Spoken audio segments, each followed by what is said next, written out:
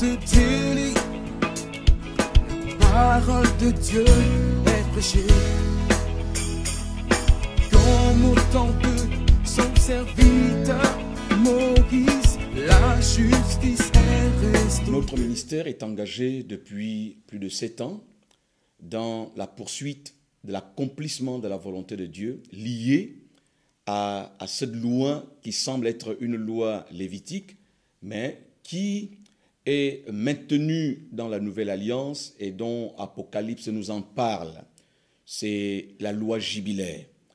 Dans la loi jubilaire, il y a le principe de 7 fois 7 années qui font 49, et à la 50e année, c'est l'année du jubilé. À cette année, les lois et les principes vont être totalement remis à zéro et il y a un nouveau départ avec Dieu dans l'histoire qu'il gère avec les nations.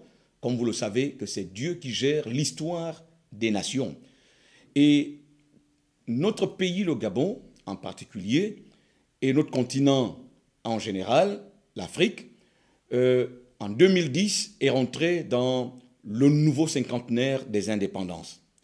À cet effet, chaque année, il y a un programme de Dieu pour les nations et nous allons en 2017 boucler le premier septennat de cette entrée dans le nouveau cinquantenaire. Et en 2017, dans les grandes fêtes imposées à Israël, qui sont les grandes solennités et qui s'imposent dans la Nouvelle Alliance également, nous allons et nous devons célébrer la fête du tabernacle.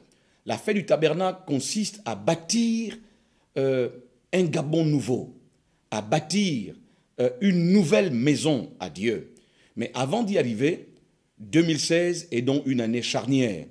C'est le dernier virage où Dieu va exiger à son peuple d'élever son niveau de spiritualité et d'assiéger son trône afin que le choix de nos nations en 2017 permette à ce que cette maison ne soit plus la maison, n'est-ce pas, des puissants des ténèbres, mais que ce soit la maison de Dieu lui-même.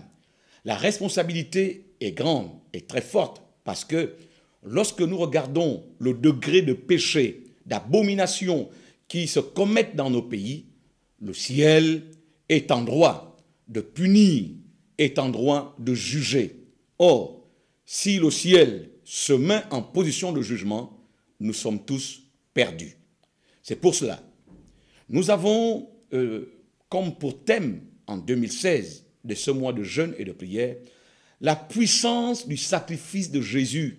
Parce que la dernière fête avant la fête des tabernacles, c'est la fête de l'expiation.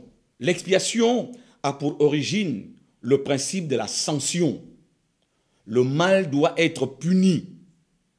Le principe formulé dans la Bible à plusieurs reprises où Dieu dit que Dieu ne tient pas le coupable pour innocent. Exode 34, verset 7.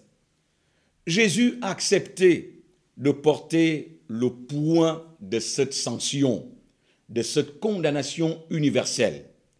L'expiation s'opère par l'œuvre de la croix, l'œuvre de la rédemption, la puissance du sacrifice de Jésus.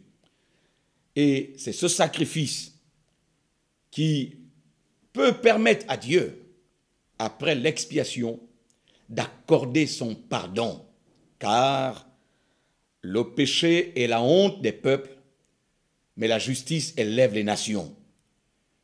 Avec autant d'abominations et autant de péchés, si la puissance du sacrifice de Jésus n'est pas invoquée, n'est pas saisie, ne fût-ce que par le peuple chrétien, qui de fois pense que par nos multiples religiosités, nos multiples actions, nous pouvons amener des changements, nos multiples proclamations, nous pouvons amener des changements, ceci ne pourra pas réellement amener Dieu à enlever la colère qui est dans son cœur vis-à-vis des nations.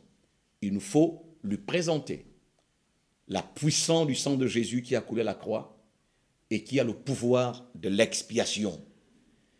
Et c'est dans cette dimension que nous voulons amener le peuple de Dieu à reconnaître les bienfaits de Dieu et à supplier le pouvoir de la puissance du sacrifice de Jésus, seule solution pour épargner notre pays.